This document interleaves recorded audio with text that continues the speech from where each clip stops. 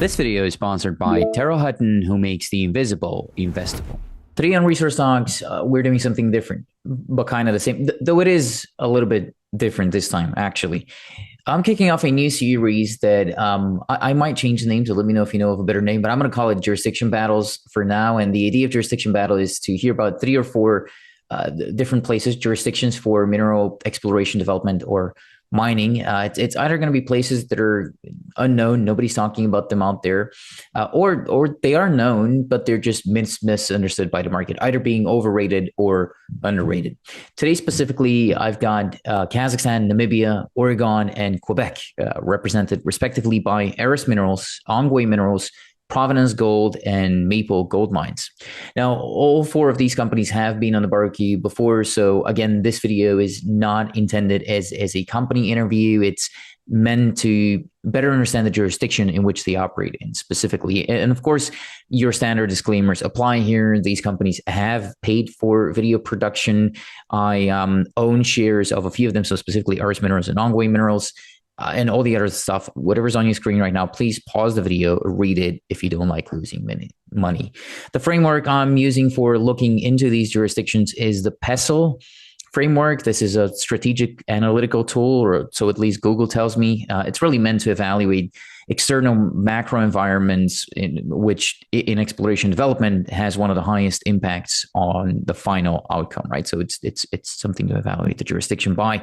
PESTLE is actually a mnemonic device which categorizes 6 of those external forces that I was talking about. So the P stands for political, then it's economic, social, technological, legal, and environmental. Now, 2 small changes that I'm going to make to that framework to better adjust it for resources is the T is no longer going to be technological. It's going to be transport. So that's when we talk about infrastructure, roads, power, stuff like that.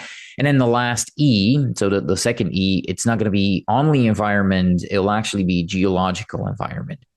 I'm going to kick it off with Kazakhstan here because that's actually the only jurisdiction of the 4 that I've actually been to. But Kazakhstan is a country. It's in Central Asia. It's pretty big piece of land. Really, it's the 9th largest country in the world. I had to double check this. It is the 9th largest country in the world, and it borders Russia to the north and the west, actually, and China to the east, Uzbekistan and Kyrgyzstan to the south.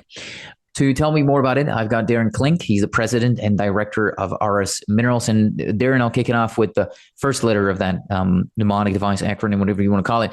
That was the P. So P stands for political.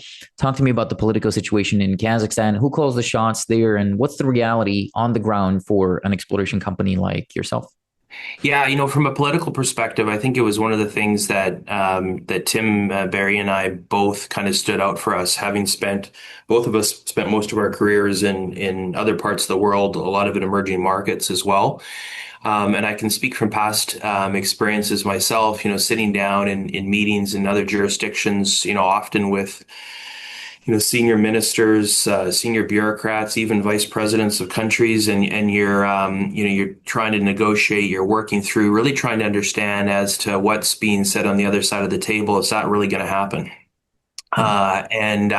Sometimes you leave those sort of meetings thinking that sounded really good, but how much of that is really real? How much of the talk becomes walk, I guess, is one way I would describe it. And our experience in Kazakhstan has been first rate from that perspective, even from the perspective that where there have been, perhaps bumps along the road where maybe there's been a delay on something or something seems to be taking a little bit longer from an administrative perspective. We've had such very straightforward and transparent feedback, often saying, hey, we're aware of it. We're working on it. It's part of the changes that we're implementing here with regards to the reforms, but we're on it, and we're going to get it fixed, and sure to form it happen. So I think the political sort of willingness really in Kazakhstan crosses over with the geopolitical situation on where they're located. You kind of touched on it. Kazakhstan has some pretty large neighbors on their borders. It's well known for being very well endowed, and from a geopolitical perspective, it's really important for them to have strong partners that are outside the region as well. And so they've kind of looked outside the region in terms of what what works. They've copied ideas that work. Case in point, the mining law is largely based on Western Australia and Ontario and Quebec. So they've taken what works and copied it. And then you've seen that follow through with regards to government support, and that of course lends to permitting timelines, policies that have been developed really to encourage and nurture that foreign investment.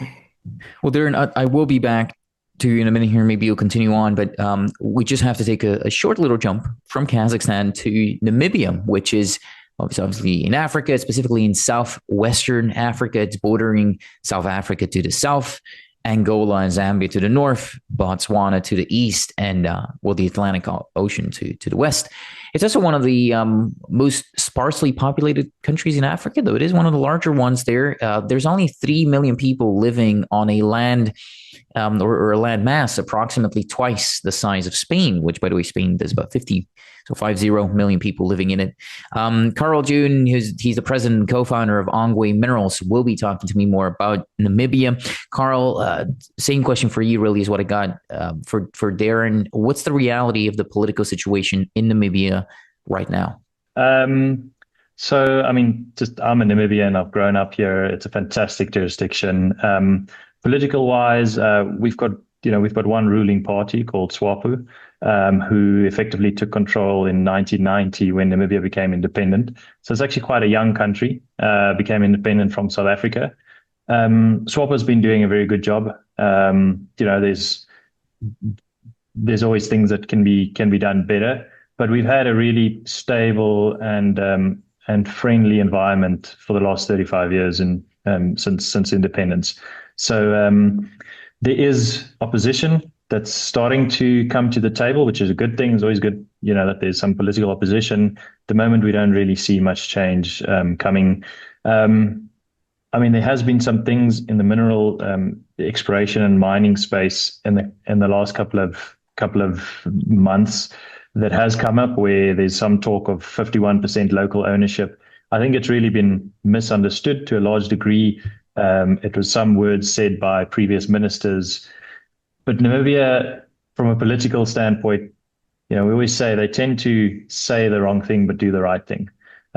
So as we stand, we live here, raising our kids here, and it's we just feel safe. It's such a fantastic environment to grow up in. We're only 3 million people, so it's we got our problems, but it's not difficult problems to solve when you're only dealing with 3 million people. I do want to know more about that, but people listening should also want to know more about Terra Hutton, who doesn't only make the invisible investable, but they've made this video free of YouTube ads by sponsoring it.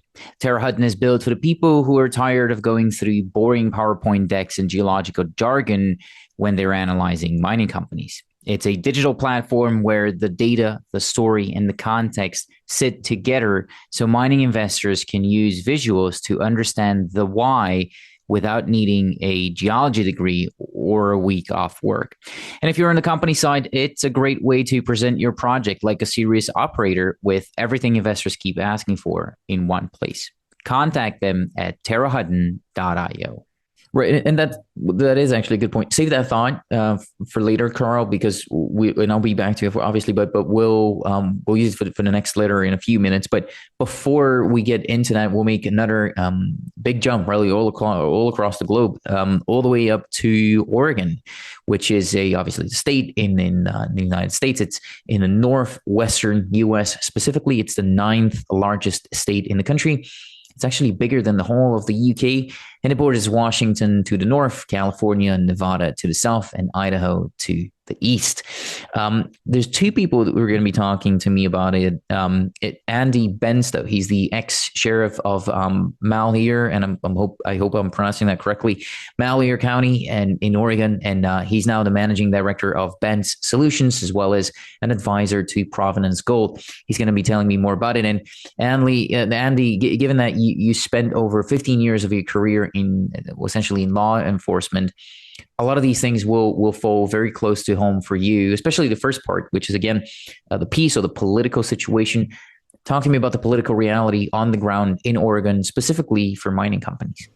Well, on the mining side, when mining was referred to in Oregon for the last 20 plus years, it's always been just aggregate. That's the only mining that the government ever dealt with, and that's the only businesses people wanted to deal with. So, I mean, it's a long story of why the industry left the state of Oregon and why Oregon has such a horrible reputation. People think it's beyond the pale, but we always knew. I mean, it's no secret. Oregon, California, Washington, Colorado, Canada, most all the provinces except maybe Alberta. They're led by the liberal side of the political spectrum, and natural resources always has to struggle under that. And we have certainly done that with timber and fisheries in Oregon. Now, mining, it was kind of a self-imposed problem with the mining industry, the way this happened in the mid-90s. But anyway, here we are. And even the more liberal-leaning leaderships of Oregon, the House, the Senate, the governors, all the statewide office, they're all Democrat. They have finally come to the realization that we all knew would happen, that businesses is all leaving Oregon. And with that all goes the money. And there's no way to maintain their governmental programs without income. So even the governor here recently has launched a Oregon Prosperity Program, put some pretty good people in charge of that. And we're going to see where that goes. But the simple form is Oregon, when it relates to mining, had a perception problem, not a regulatory problem. We can explain that later on. Mm-hmm. That's really important to know that the perception of Oregon being difficult was much more serious than what the reality is, because nobody ever asked since Division 37 long. Yeah, so there is, thank you for all that. Good overview. Appreciate it coming from you specifically. Loads to follow up on there. Rana, don't worry, you're going to be able to talk in a few minutes as well. But just before we continue on here, a quick little jump, not that much of a travel this time. We're going to Quebec, which is, of course, the largest province in Canada. It's about 3 times the size of Spain this time, though only 9 million people live there. And remember what I said earlier, 50 live in Spain. Kieran Patankar, CEO of Maple Gold, is here to talk to me more about the reality on the ground. Kieran, obviously, yeah, same question for yourself as the rest of the gentlemen here. The first letter of PESO, so the P, political, it wants you to talk about the political situation on the ground in Quebec. So yeah, go. Well, thanks for having me. It's great to see you again. And, political risk it's important consideration when you think about mining. Obviously, I've worked in a lot of places in my career. I see Quebec, really it's a progressive, it's a province that, they understand that their tax base is largely derived from mining and mining activity. There is, a unique aspect to, Quebec as a province within Canada, but I think the political will is there for, they see themselves, I think, as a province, as a potential leader on the global stage from a resource endowment perspective. And I think there is some impetus to starting to unlock some of those bureaucratic roadblocks that are preventing it from maybe being, at the top or, near the top of the Fraser Index, right? So I think it's moving in the right direction politically. All right, well, look, Karen, because you had the most time to think about the answer to the P, I'll actually give you the least time to think about the next answer, about the first E, which is economical. The economical situation. What's Quebec's economy made up of, and where could the economics of the jurisdiction kind of surprise maybe the people who've only looked at the province from the outside, if you will? Yeah. So again, those that are familiar with Montreal, Quebec City know that they're, arguably some of the most beautiful cities, historical cities in all of North America. Quebec, as a French speaking, it's got its own unique culture. There's it's a vibrant, province, right? There seems to be a lot of different things, but one of the things that you can't argue with is it's very well endowed from a resource standpoint, right? Whether that's, minerals, critical minerals, gold, precious metals, and then, timber, forestry products, et cetera. So when you drive the province, you really see that the infrastructure, the workforce, the impetus, from a political will sort of standpoint, people understand that Quebec's economy is driven by natural resources. So I expect, from an economic standpoint, while I'm sure there's attempts obviously to diversify, and that's always a positive thing for economies generally. I think there is, I mentioned in my previous answer on the politics, I think they're starting to understand very well that becoming a leader on the resource and resource extraction side on a responsible in a responsible way is certainly of benefit to Quebec and Quebecers. Yeah, and fair point. That's going to come in handy when we talk about legal as well. But I'll actually take this kind of the same approach as what it took coming up here. I'll go to you down to Oregon. What do you say for Oregon? Oregon's economy, what's it made up of? Well, Oregon, the government of Oregon just never met a tax they didn't love. But that's not unique to Oregon. The income has been off of farming and ranching and technology. Technology started leaving the state, and that's when it got everybody's attention because they were walking away from logging. They had walked away from the fisheries. Nobody pays much attention to ranching and farming until something bad happened. But technology is where the focus had been. And let's not forget power generation, with the Columbia River system. We have a lot of hydropower generation, but technology is what got everybody's attention.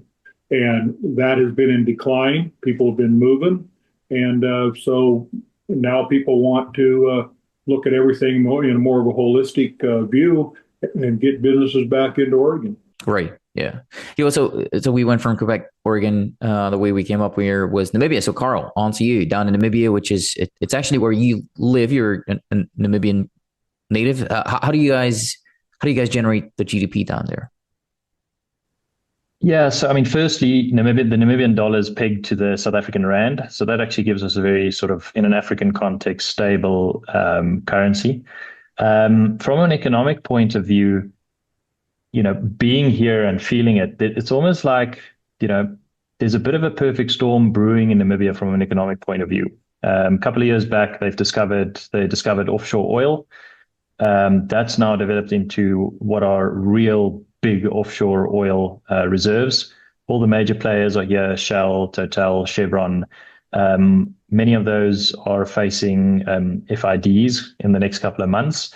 It seems like that's going to be positive. So again, you're talking about an economy that needs to sustain 3 million people, yet we've just found, some of the biggest offshore oil discoveries in Africa, which could be a fantastic thing for Namibia.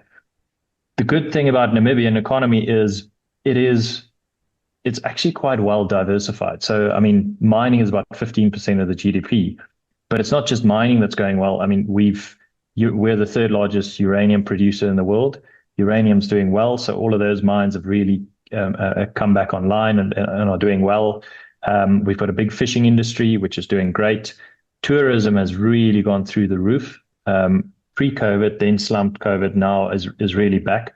So and then we've got a big deep water port at Walvis Bay. So it's really sort of it's quite a well refined and diversified economic situation. And we've got a very positive outlook on Namibia's economy over the coming years. Darren, your turn. Talk to me about the specifics of the economics in Kazakhstan. What does that look like? So you touched on it, it's a big country, small population. There's, call it 20 million, 22 million people in a country that's the ninth largest landmass. Economy is largely resource driven. So you have oil and gas, you've got metals and mining, big in agriculture as well. I think it's the sixth largest wheat exporter in the world. And then you've got, underpinning of other sort of industries that are coming up. There's a big push on, I think, from President Tokayev in particular to industrialize. So take those resources and turn them into things. When you look at it on a per capita basis, normalized, the GDP per capita in Kazakhstan is on par with Chile or a Turkey, for example. And so most people wouldn't necessarily recognize that. And when you look at the economy as a whole, Kazakhstan in Central Asia, their economy is larger than all the rest of the Central Asian economies combined. So it truly is, the granddaddy of that area. It's right in the middle, of course. So this middle corridor, which is the transportation route between East Asia and Europe, is becoming more and more important. And in fact, the EU has pledged enormous amounts of funds to help to improve largely transportation infrastructure and the ports on the Caspian, so things can come across and then into Europe. I think last year was $13 billion that had been pledged for Central Asia, and a big chunk of that is really going to be transportation links and focus on critical minerals and moving things from that part of the world into Europe. So yeah, it's a strong economy. It's growing, and when you look at places like Astana, where you've been, very modern, fast growing, cranes everywhere. Pretty exciting part of the world today.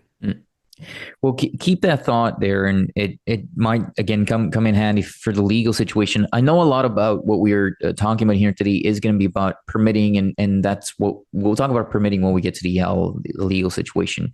For the next letter, though, so it's PESO, PES, which is this stands for social. So I'll start this one off with Quebec. So Kieran, you're up now, specifically because we hear so much about First Nations and how hard it is to make something kind of work in a mutually beneficial way, if you will, up there.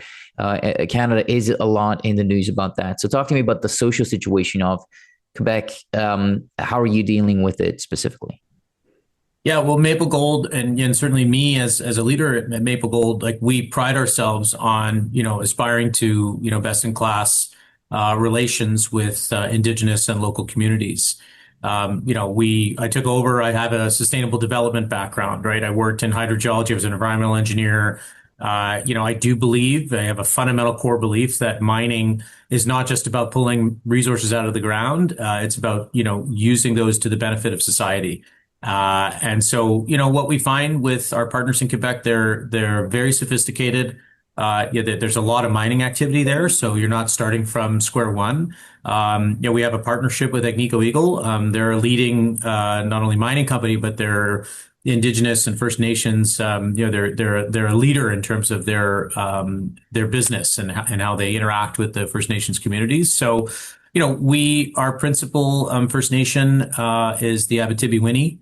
And specifically the Picogan community. It's a vibrant community. We've spent a lot of time. I think the proactive discussions that we've had with the leaders of the community, always looking for employment opportunities, looking for things that are mutually beneficial, where we can support the community in terms of its economic advancement, where we can, utilize local contractors. We make every effort to do that. And we found our interaction with the First Nations to be very productive. We just keep everybody open lines of communication are incredibly important.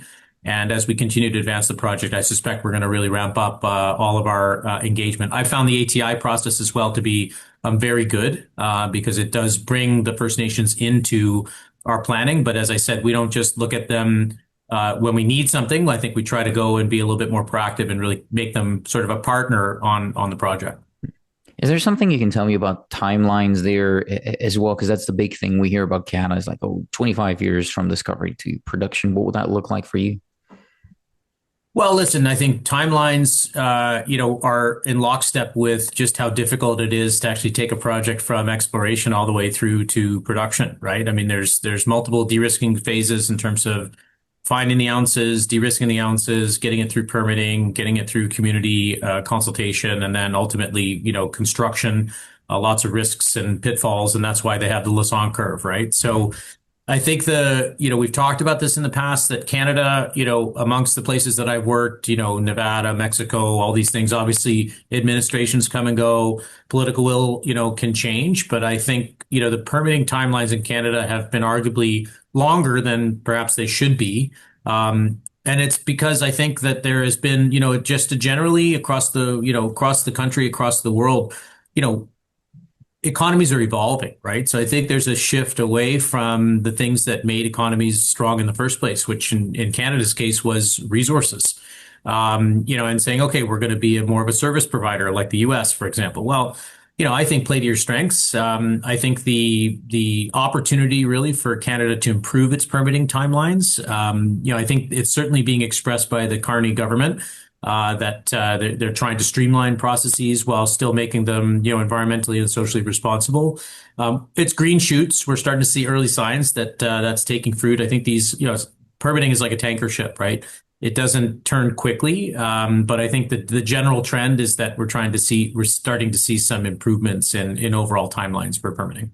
Yeah, well, Canada remains one of those interesting belief with that. I mean that well, the social situation should always come up, but specifically in Canada. So I do appreciate that overview. While I'm in North America, though, I might as well save me some travel and continue on with Oregon and well, Andy or Ron, I know I haven't given you the chance to talk, but whoever feels better equipped to talk about the social situation again, either from a tribal perspective or just in general in Oregon, who do you have to make happy in order to discover and then potentially build a mine in Oregon as well? County, when it comes to land use, the counties are the first step. And so when you go through the land use, if it's appealed, it then gets to the state. But the permitting itself, Division 37 is managed by DEGAMI with all the other state agencies under that umbrella. And it's very clearly defined. If you read Division 37, it's not complicated.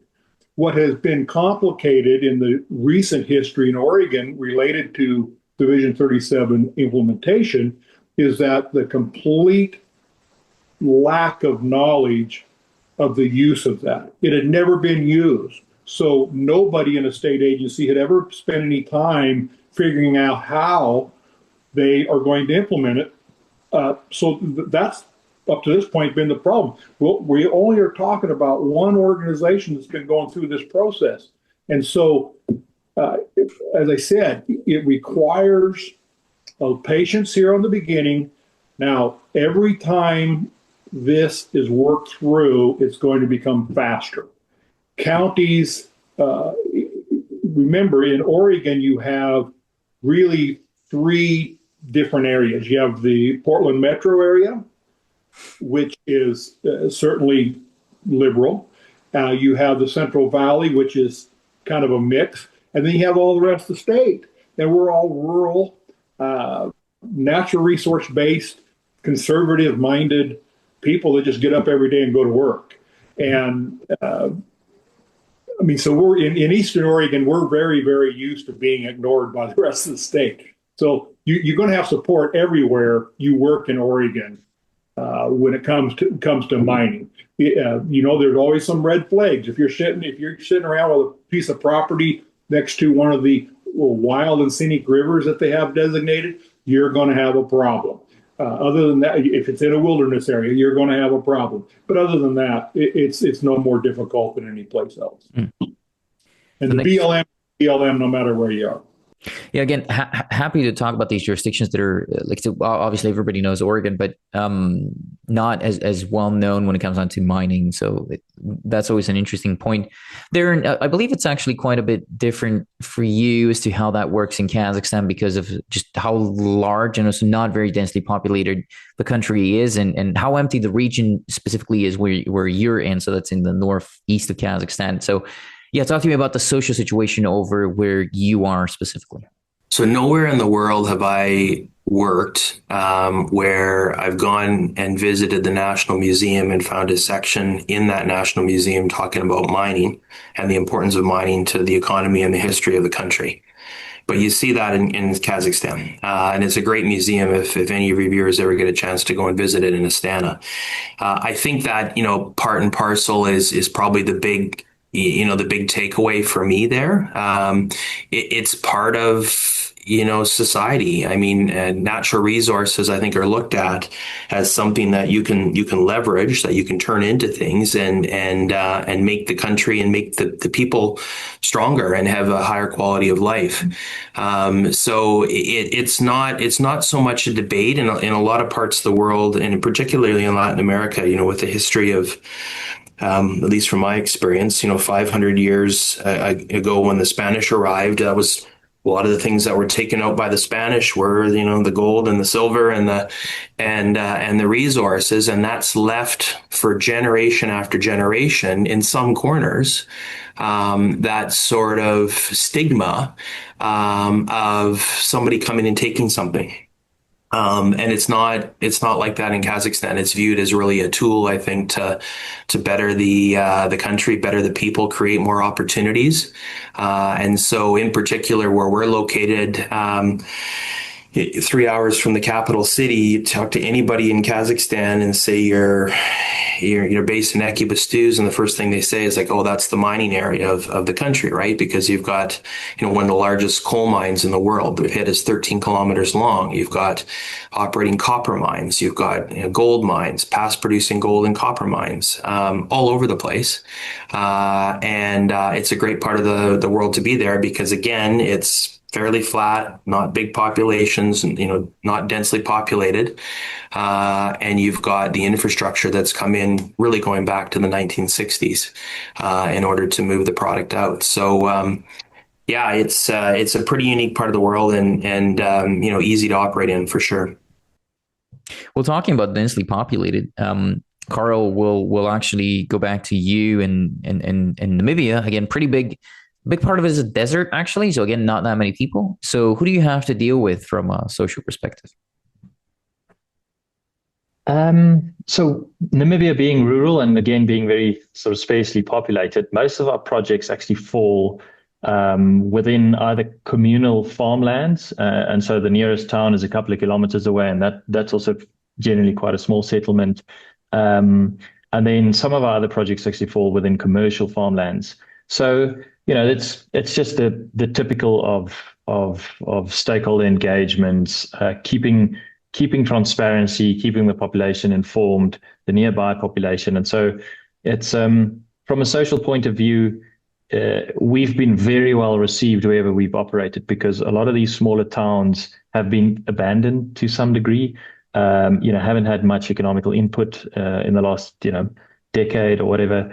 And we come in, we provide, work, and everyone's excited about the fact that there could be potentially a mine developing on their doorstep. So, not saying there aren't challenges, but in a general sense, we've actually been very well received, given the sort of dire situation in these smaller towns that are the nearest operating towns.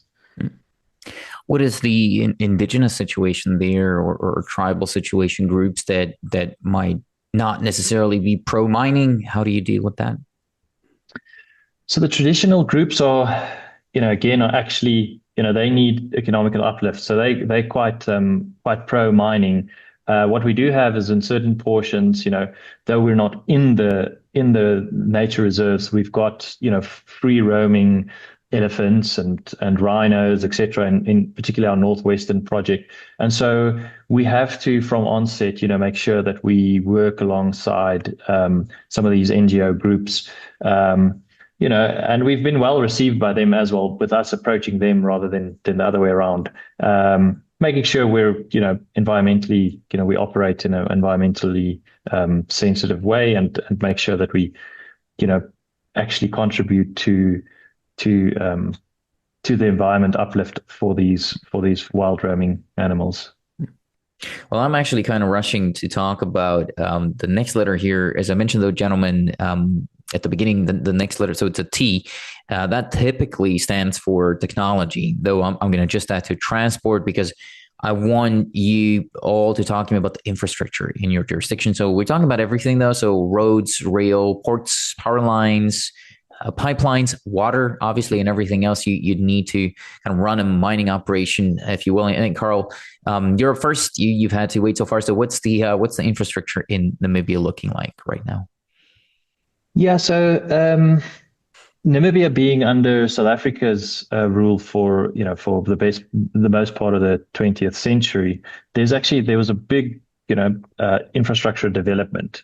And that includes roads, railways, the port of Walfish Bay, etc. And again, because we're such a small population, the deterioration of that infrastructure is actually a lot slower than you would if you were 15 or 20 million people in the country. So we've got a lot of old infrastructure that's the backbone of the infrastructure, though new infrastructure is coming on board. And that's really playing a key role. They've just over the last couple of years expanded the port of Walfish Bay, and it's actually become an export hub for Southern Africa, even up to Central Africa. A lot of the copper belts, copper cathodes are being transported out of Walfish Bay. A lot of the copper concentrate from Botswana are going there now, and it's becoming a real hub for Southern Africa with really on the back of South Africa's ports being overloaded and not as efficient as they used to be.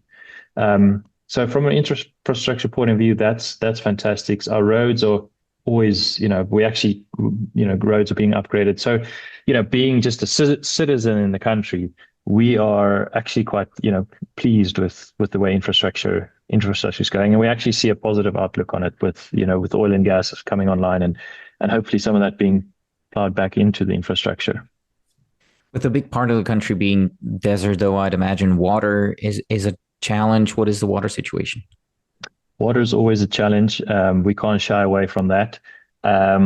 What the uranium mines, particularly on the west coast have done, is Areva at the time set up a desalination plant. So we've got one desalination plant which is working fantastically. They've actually now starting to they've given the green light for a second desalination plant being built by Swakop Uranium, the uranium mine. And so the western part of the country is really served by desalination, a lot of it. But where we operate, we're in the central part of the country. It's 150 kilometers away from the ocean. I think long-term desalination will actually play a role in the wider water network of Namibia. But we mostly reliant on groundwater. It means for mining purposes, we need to source from different sources, within a radius from the mine. Generally in karstic structures, etc. So it's mostly groundwater that we rely on, with a little bit of supplement on surface water in the form of dams. It remains a risk, but it's something you kind of systematically approach as you move along the value chain. How deep is the water table where your project is?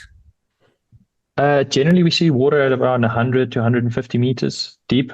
So it's not very deep. They generally have a limit to their pumping capacity, hence, and they can often be isolated aquifers.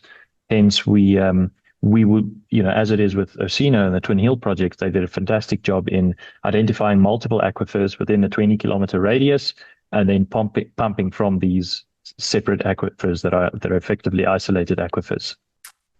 Darren, I kind of know what you're gonna say here. Actually, to that, might not be too dissimilar, but I was there. I kind of saw it. So I might. Anyways, I'll ask you nonetheless. What is the infrastructure situation in Kazakhstan?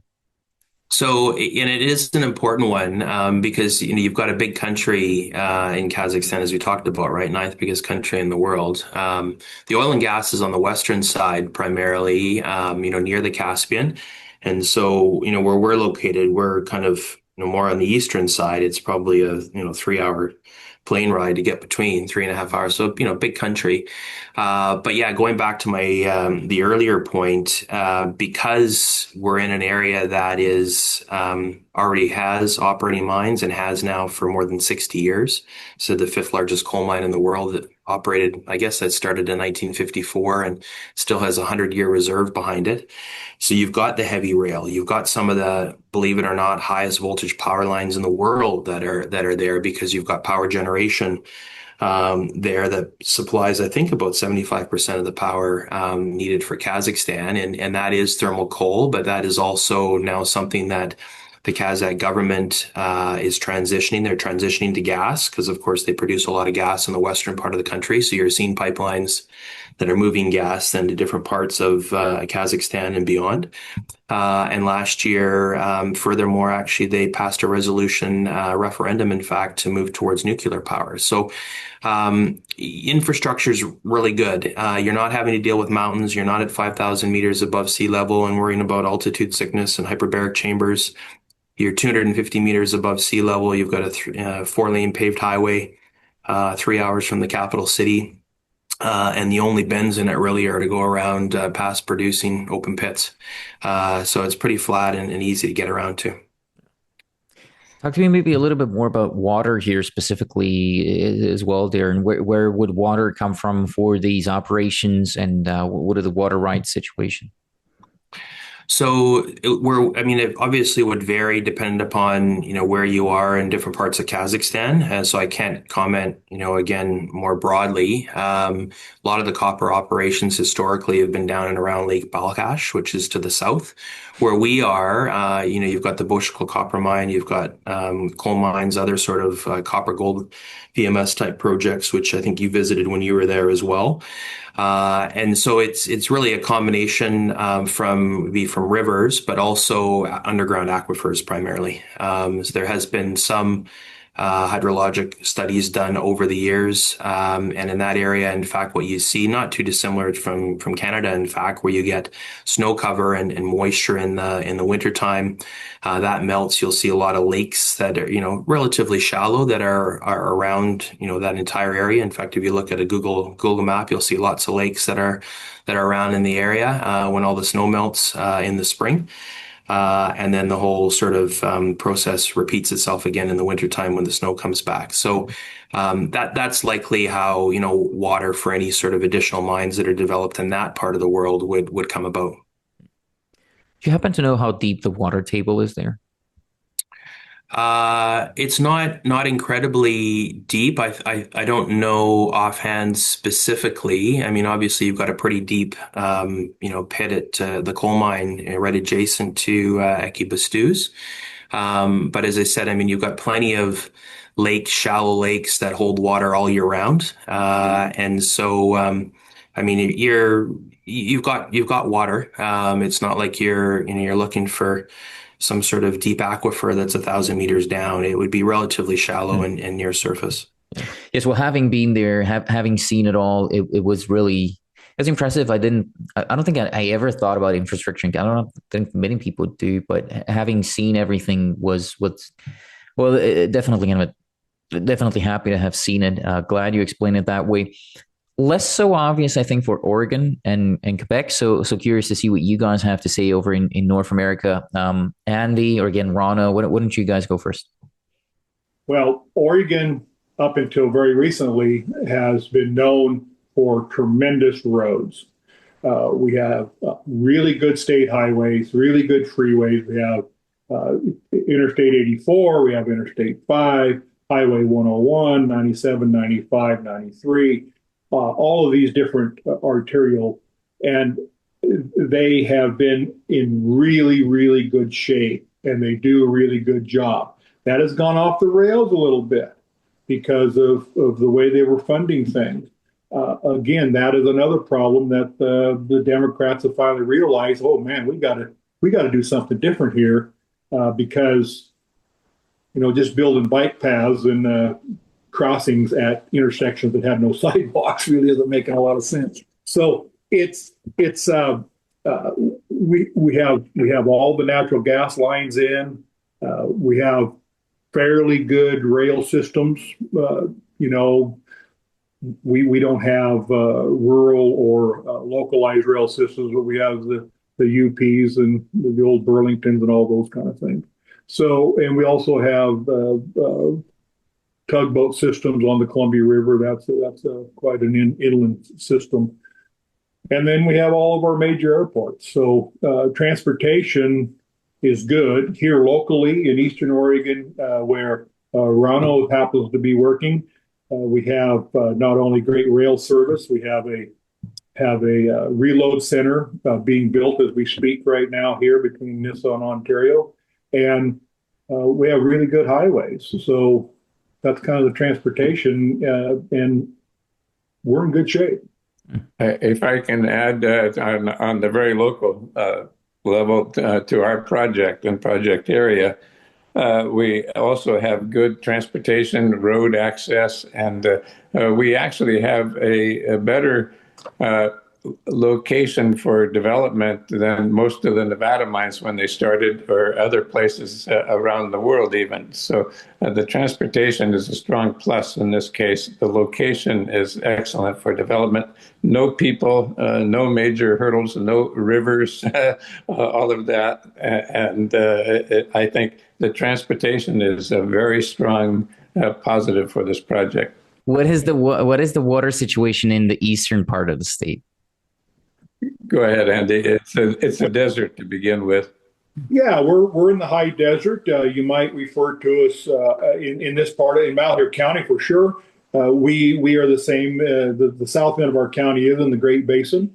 So if you are familiar with northern Nevada and southwest Idaho, you know exactly what we look like. We're high desert.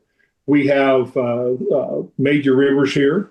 We have tremendous water systems in place. They're old Bureau of Reclamation projects, the Owyhee Dam, the Warm Springs Dam, the Malheur Dam, all those. So we have a lot of irrigated ground in the north end of the county, all row crop farms and farming, and everything else is groundwater. And so, you deal with Oregon State Water Resources, and you get your permits for your mine or your wells, and that's how people get their domestic water if they don't live in a city. In summary, the water here won't be any kind of an impediment to exploration or development. Well, maybe I'll make it over there one day as well, and I'll be hopefully I'll be impressed by that as well. We'll see, though. I'm not easy to impress, unless what popular online belief might have you believe. What do you, Kieran? What do you say? What's I always hear about this, and you and I have talked about that at depth before, or at length before. But what's the situation in Quebec, and then specifically where you are? Well, I would say, I'd say best in class really for Quebec in terms of infrastructure. This is, again, it's a mining region. It's up there. It's not all the way to the tippy top of Quebec, but north of Val-d'Or and Rouen, the population gets more sparse, and so road and power access, which we're well endowed with. I think that's something to not take for granted. In Quebec, the power situation, there's a lot of hydropower, so it's relatively inexpensive. Our project's connected to the grid. So that's certainly a benefit when you've got a large scale, district scale project like Maples. And so, and then you look at, the rail infrastructure as well. You look at, ports. Obviously, there's a lot of iron ore mining operations that are sending, iron ore concentrates, through the St. Lawrence Seaway and, out to the Atlantic and across the world. And so, I think when you look at the overall infrastructure in Quebec, I think it's fantastic. From a technology standpoint, it's a leader. I mean, it's the base of operations really for, Agnico Eagle, which is, again, our partner, but they've got a tremendous, not only technical knowledge, but, they're innovators. They're bringing in the best in class teams, best practices from all over the world and all their other operations. And, so we find when we interact with, the workforce, the people on the ground in Quebec, there's a level of sophistication, familiarity with mining, understanding of the process, generally, it runs from being, it extends from being either, if you're in the mining business, you understand how important mining is and what technologies are required to, to responsibly and profitably extract and process. If you're not part of the mining world, you're probably mining adjacent, right? And so, all these service providers that are involved with, telecommunications, remote communications, health and safety, environmental, all these other things. Like, I think it's an economy where resources touches a lot of different parts of a productive economy. And so I think these are very key advantages for Quebec in terms of both its infrastructure and its technology. Right. Yeah. Yeah. Fair enough. Again, same thing. Hoping I'll make it down or up there. Actually, I don't know if it is up there. I think Belgium is like above the 49th. Anyways, I hope I'll make it there eventually. I will move on to the next letter, though. It is the L. Unfortunately, that is where most companies do actually take that L. L should probably be the first letter of, or the first thing to check in a jurisdiction that someone's trying to build a mine in. That's the legal situation. Again, obviously, what I want to talk about here specifically from a permitting perspective. And gentlemen, go easy on me with the $10 lawyer words here and explain it simply. Let's say I came to your country, state, province, whatever.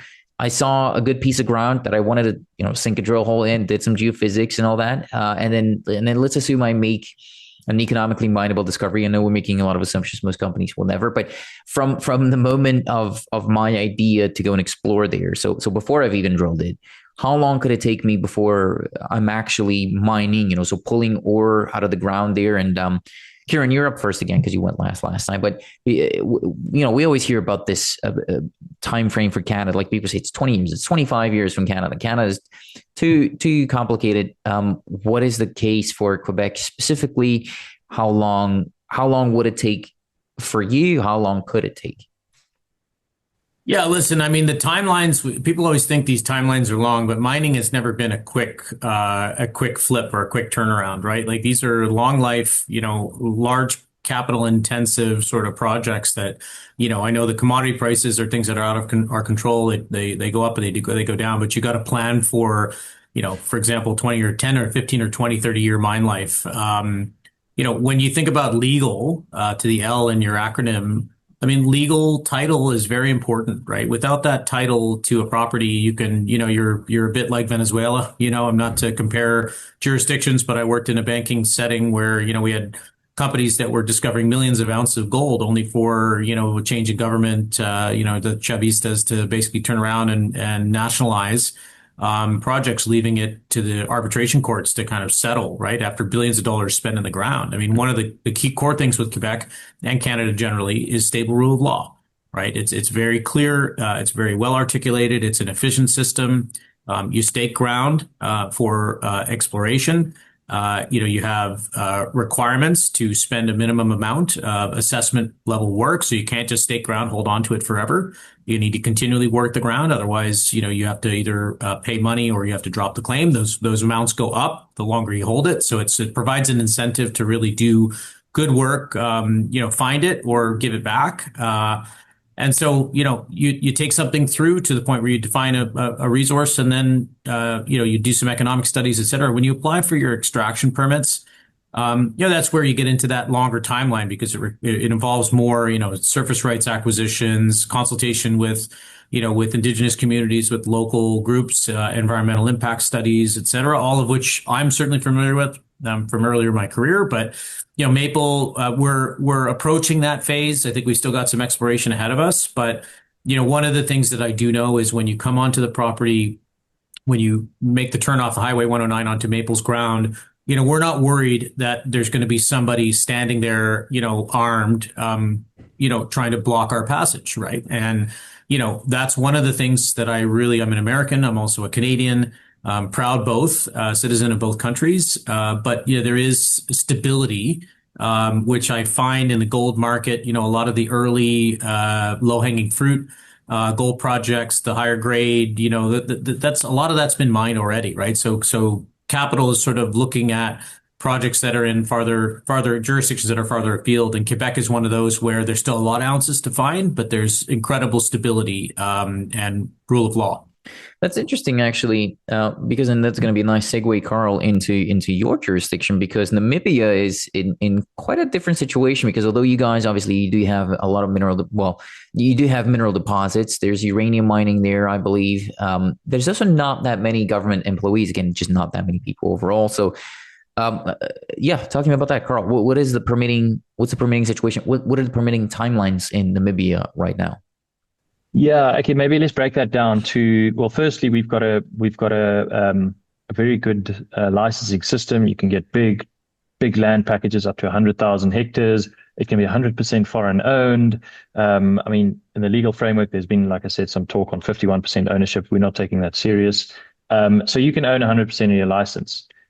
If you want to acquire new exploration licenses, i.e. it's an open portion, you want to apply for an exploration license that you want to explore, that is a slow process, a frustratingly slow process from application through to it being granted and getting environmental clearance to actually start doing exploration. You're looking at about 2 years, which is too slow for us. However, once you've got the exploration licenses and a big part of the country is actually already taken up, most of the prospective ground is actually under active licenses, and often these licenses will be owned by local entrepreneurs, call it, and you've got to do a deal with them or acquire from them.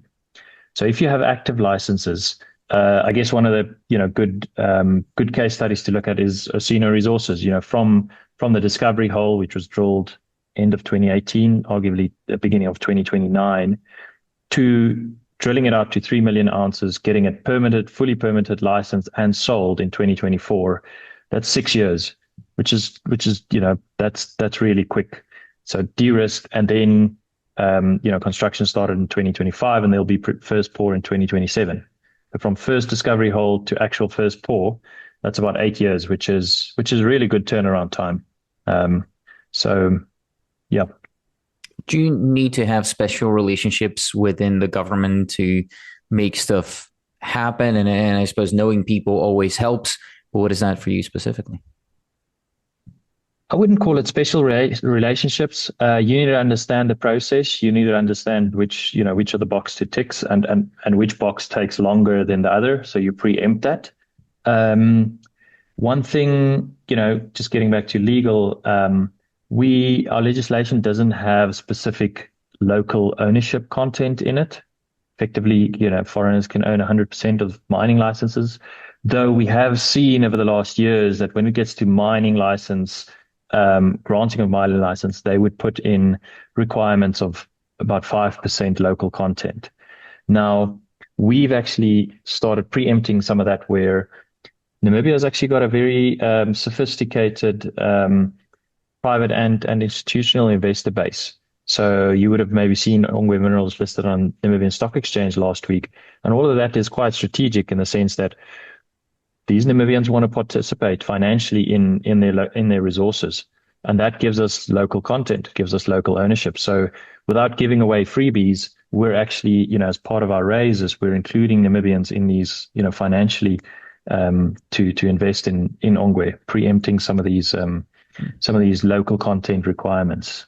Quite the contrast there. So between what you said, Carl, about Africa, and Kieran, what you said about Canada or Quebec earlier on, I do like seeing that contrast.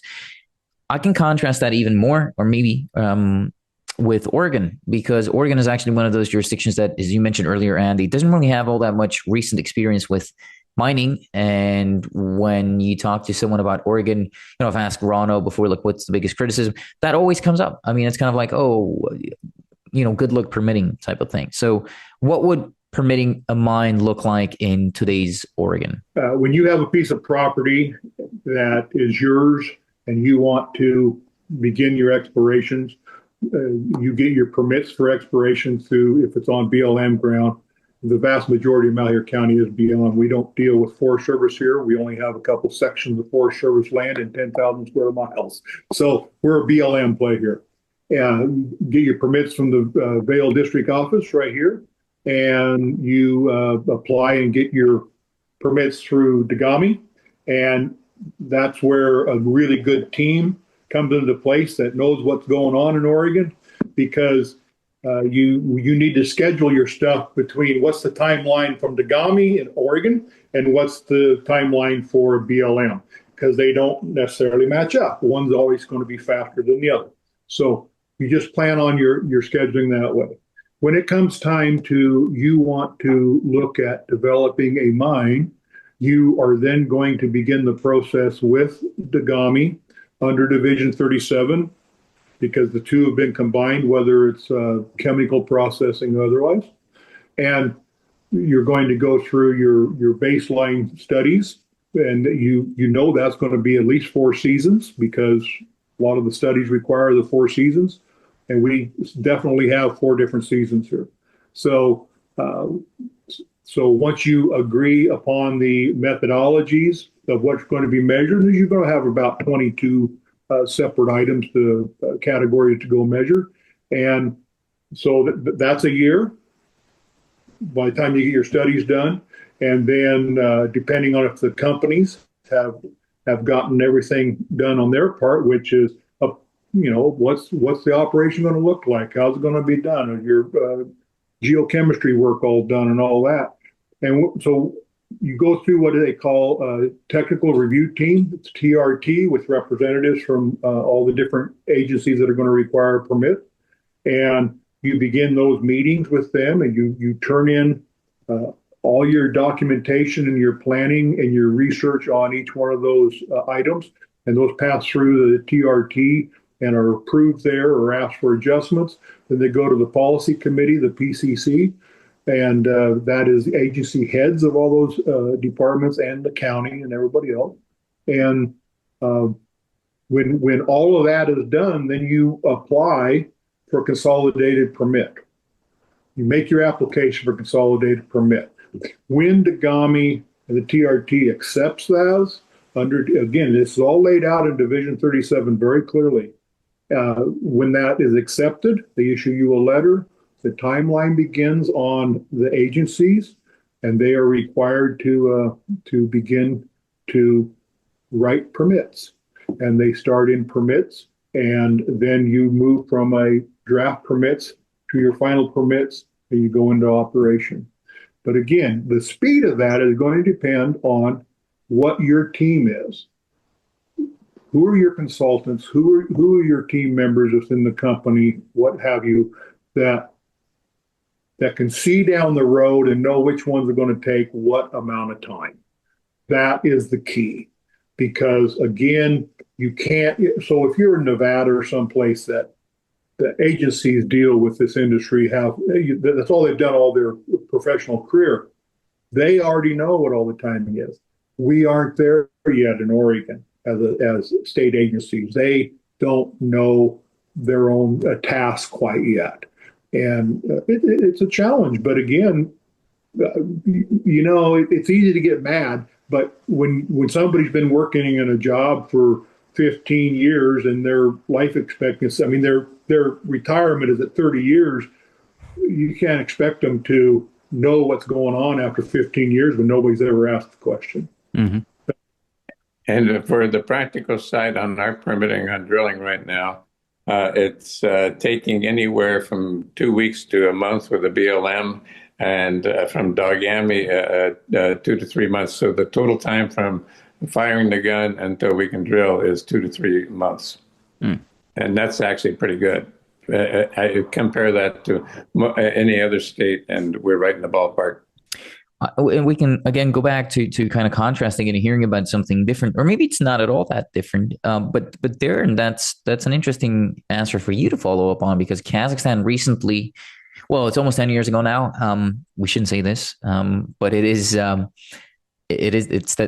that's recent in mining, I guess. But you had a change of mining code, I believe. So what's the permitting process looking like in Kazakhstan right now? So on the front end of it, and this is part of what changed in a few years ago, 2018, with the new mining law, where they did a couple of things. One, as I said, they copied legislation and approach from Western Australia and Canada. And they also went to a use it or lose it, where I think historically, at least, since the fall of the Soviet Union in 1990 up until, call it 2018, the process was really through a contract. And so you would sit down and negotiate with the government a contract over a license. And that would include what sort of work you intended to do on it, and then what the fiscal terms would be if it became a mine. When they made the changes in 2018, it reflected more of what we'd be used to in the West, where you can apply for and stake ground, for example. And then there's an obligation on an annual basis in terms of work that you need to do, and really to kind of progress that from a exploration stage, through to a development stage. And so in our case, and what you see in Kazakhstan now, if land becomes available or is available and you're interested in it, you can stake it. You wait 30 days. And if there isn't an additional party that is competing for that, you get granted your license.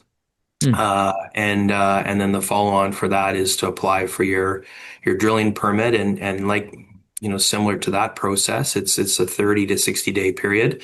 You outline what you want to do in terms of work and then get your approvals. And that's not an annual basis. That gives you actually quite a bit of runway.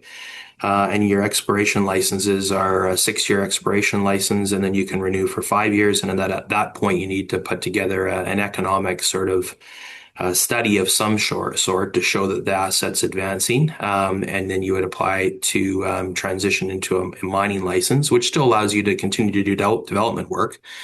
And move forward on that basis. So given the the changes in 2018.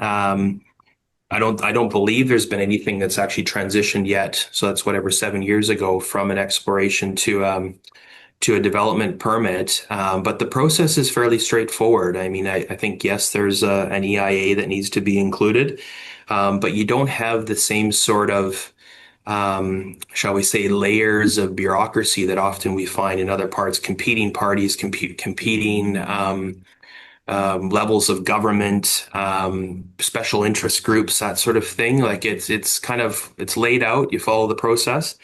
If you don't follow the process and you don't do your annual work, then you're going to lose your license. Full stop. Yeah. If you do the work, then, our experience so far has been that we've been encouraged. And usually when we sit down with our government partners, they're very keen to understand the progress and when's the mine being built. So that's usually a good sign, even though we're a little ways from that yet. Mm.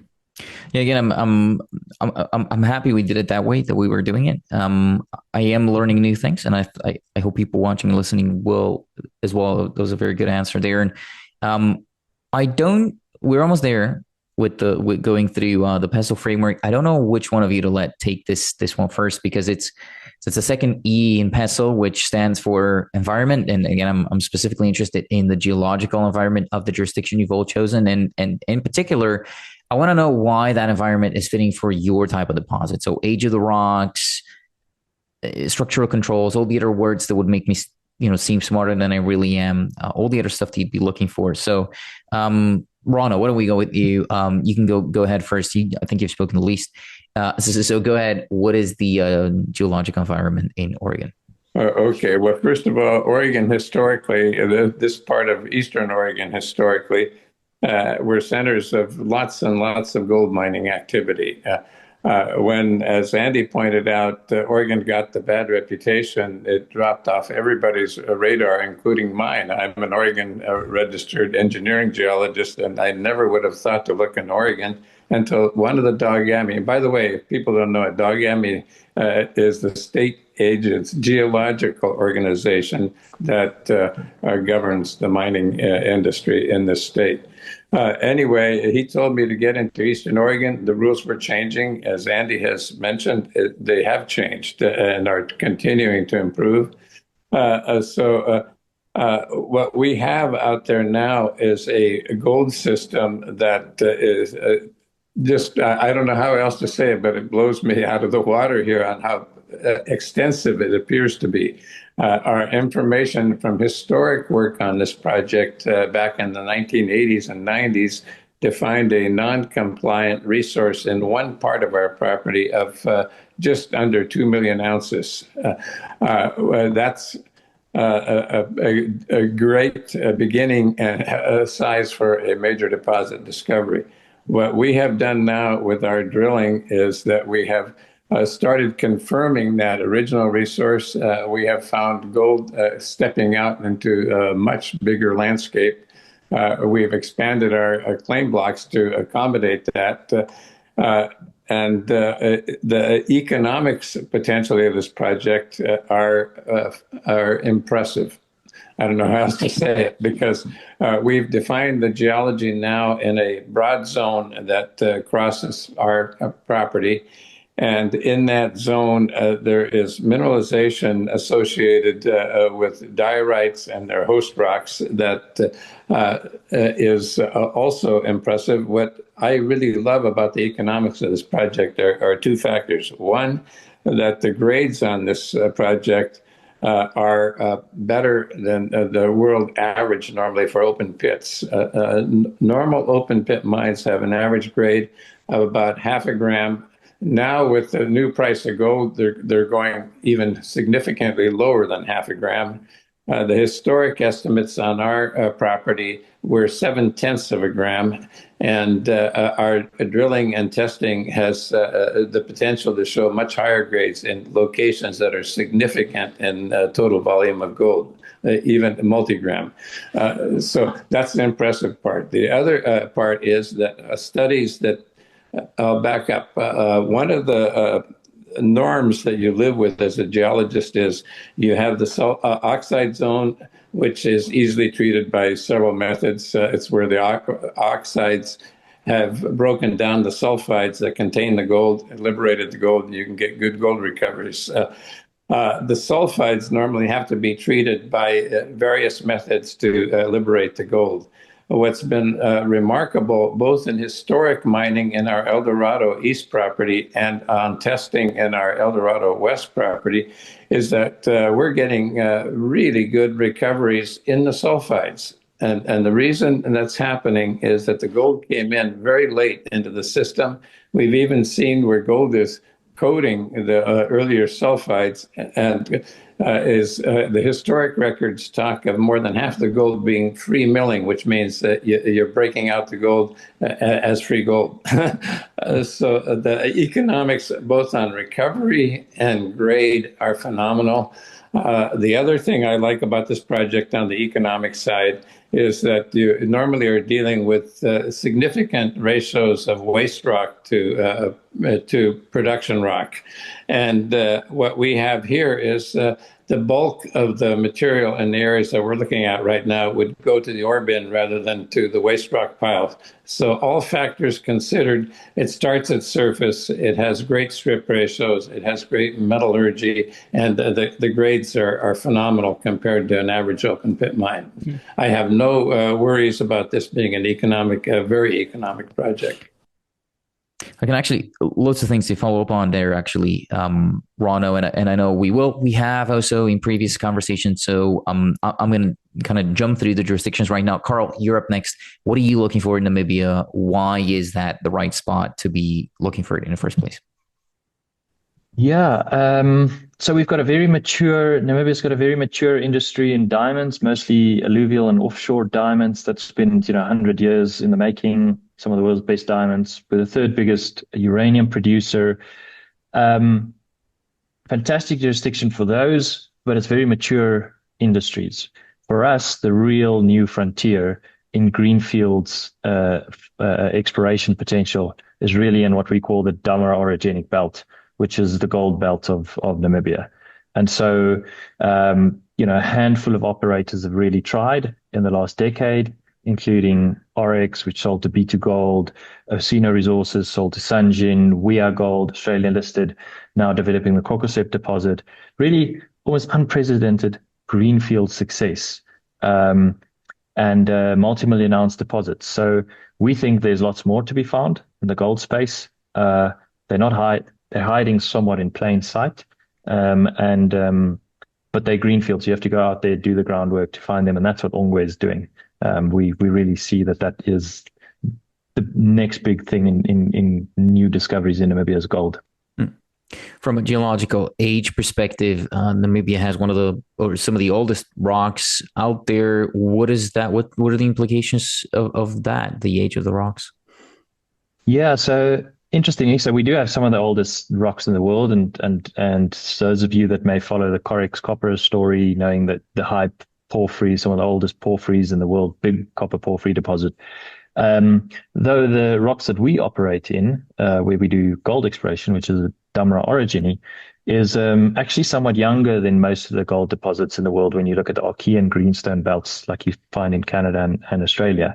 And so we're dealing with sort of Pan-African age, which is 520 million years.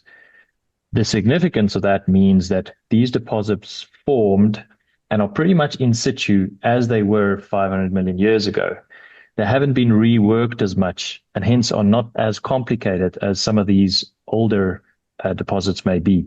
We find lower grade 1 to 1.5 gram a ton multi-million ounce deposits that are actually fairly simplistic in their structural and their geological setting, due to not having these reworked and overprinting and multiple overprinting of metamorphic phases. So for us, it's a good thing. Again, thanks, Carl. And again, I'm trying to jump through the questions maybe here a little bit because I can see time is pushing a little bit for all of you. Darren, you went first off the top, so I'll let Kieran take the next question before it's the last one. Kieran, what's the geological environment where you are in Quebec? Well, again, this is the Abitibi Greenstone Gold Belt, aptly named because these mineral-rich greenstone belts, they don't exist everywhere on Earth. This one happens to be very well endowed, between Quebec and Ontario with over 200 million ounces of gold produced. That's a rough number, but lots of mines in the region. The corridor between, Timmins, Rouyn-Noranda and Val-d'Or is a highway of headframes, right? You see mining project after mining project, primarily gold. So when you look at, our, geology, it straddles a favorable break, which is the Casa Berardi break. There are three, main structural corridors that are gold bearing within the Abitibi. We happen to be on one of the three and have a large project, right, of almost 500 square kilometer land package straddling favorable, not only favorable geology, but also a favorable structure. So you got the plumbing system, you got the right rocks, you got two known, gold deposits, one of which was a past producing high grade gold mine. I would argue the geology, it's world class. The goal for Maple is to identify a tier one project. And again, we've got the infrastructure, road access, power access, and stable rule of law, which I think should garner premium valuation in this $4,800 gold environment.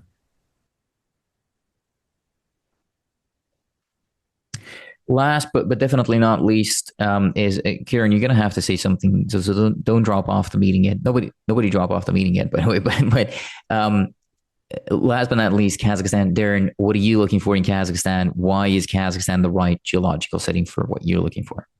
Again, big country, so hard to make comments across the entire country. But we've focused in the northeastern part of the country in Pavlodar on a well sort of documented mineral belt that actually starts out east, Mongolia, and that, in fact, Oyu Tolgoi, for example, one of the big copper gold mines that is operating today is on that same belt.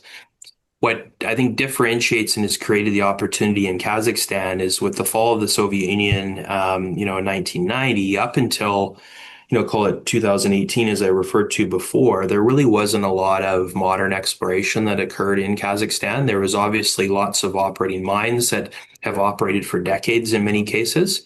But with the transition from, the Soviet Union into these independent countries, there was a transition. And in many cases, and in most cases, I think across a lot of the economies in that part of the world, it was really about businesses that generated cash flow, whether it be in mining or elsewhere.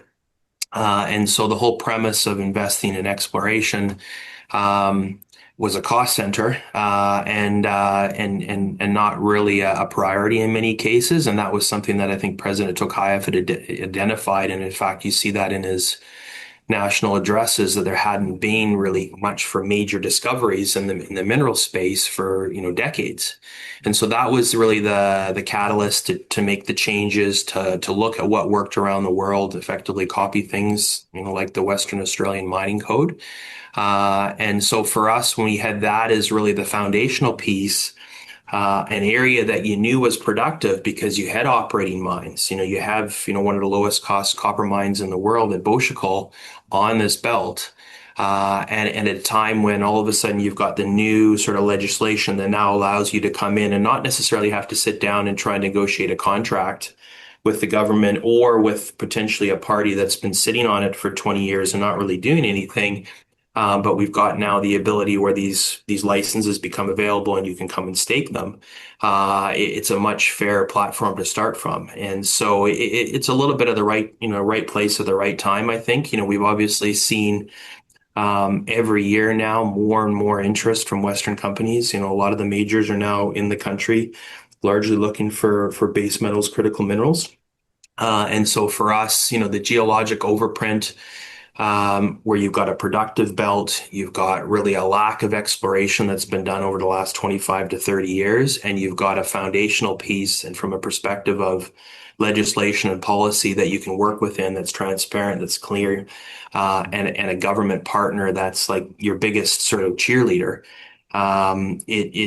It made a lot of sense. And, so far, in the time that we've been there now over 4 years, as an early mover, it's just got better, really. And so we're super happy there. And I think, the geology is there. We're really getting our head around it.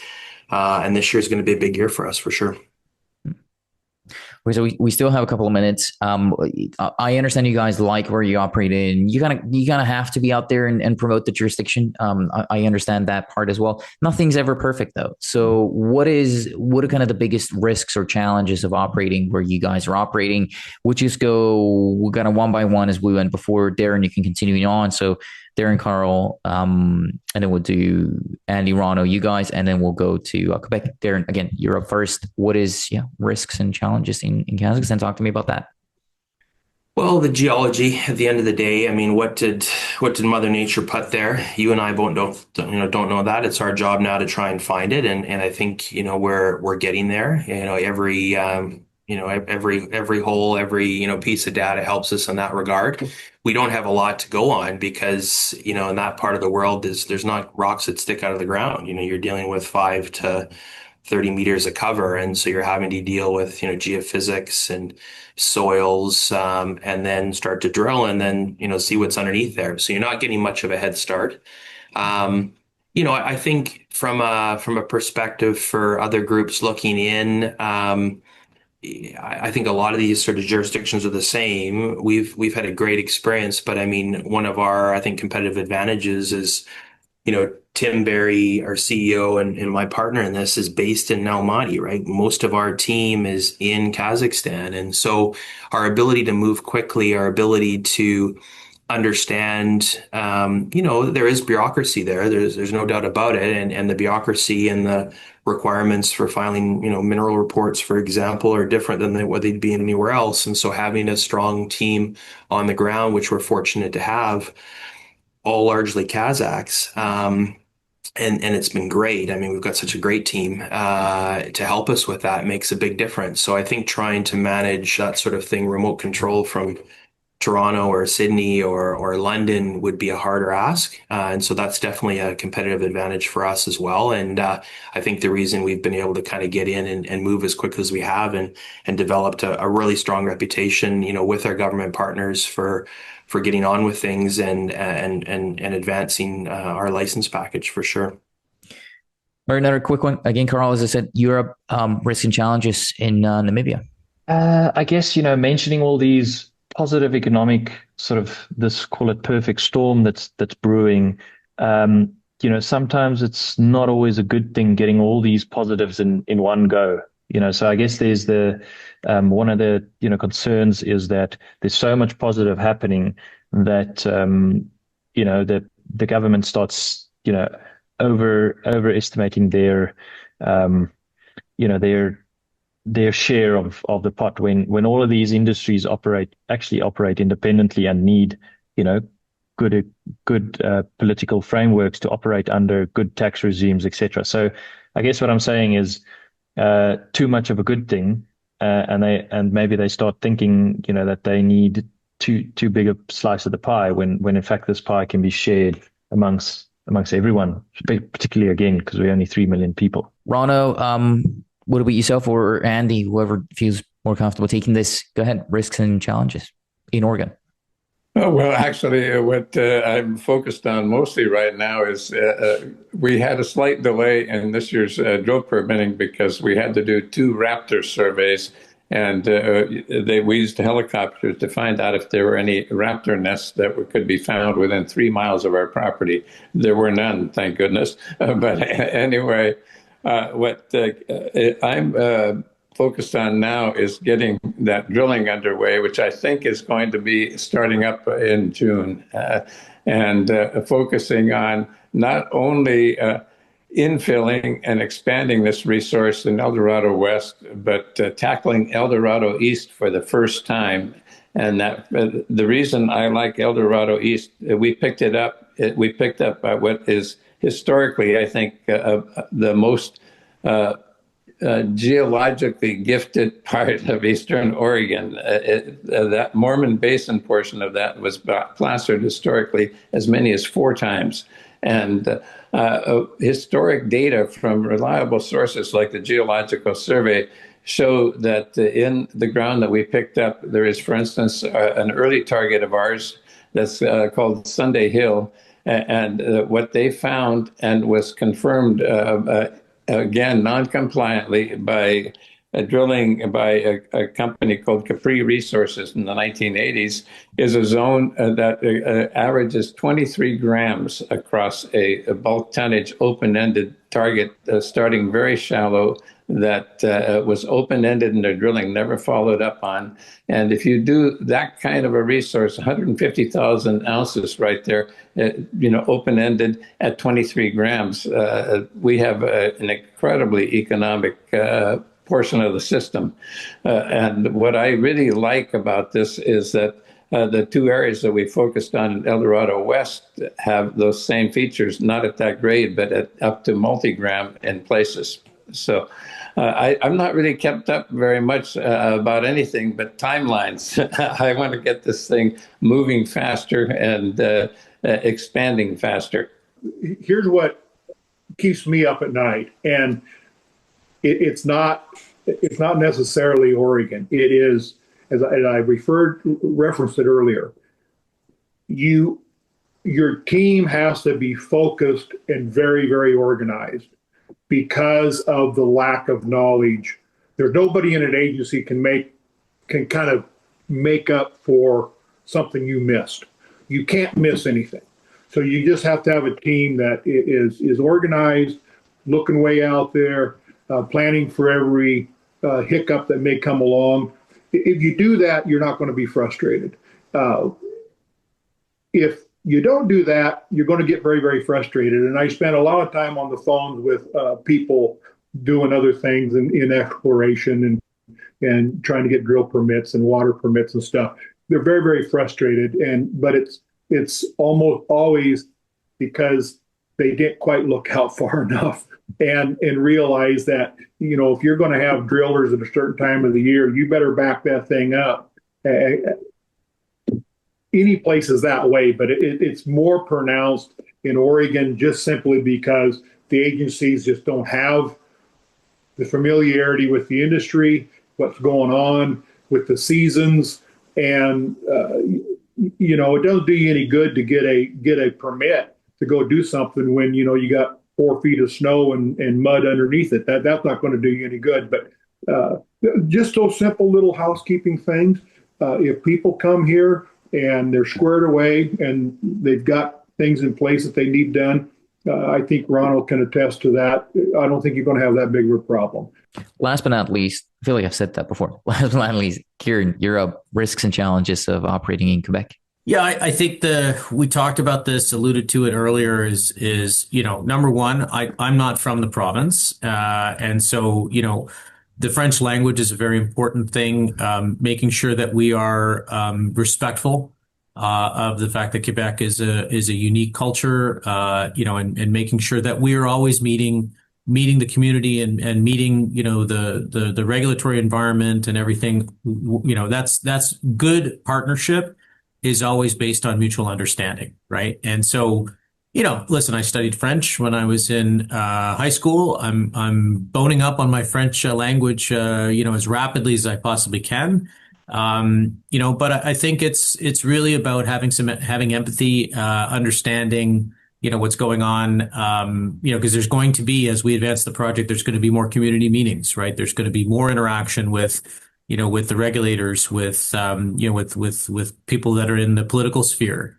And so I embrace that challenge, to be honest. I think it's something that, it forces me to be sharp, as a CEO, because it's not, you can't just walk in, cold. You have to be prepared.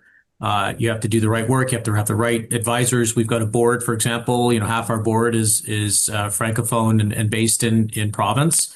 Our team is based in province. We've got lots of bilingual, speakers, who are also very astute geologists, engineers, business people, et cetera. So, and I think the last thing on the, what keeps me up at night is, look, these are big projects, especially Maples. Our current resource we just put out this morning, it's over 5 million ounces.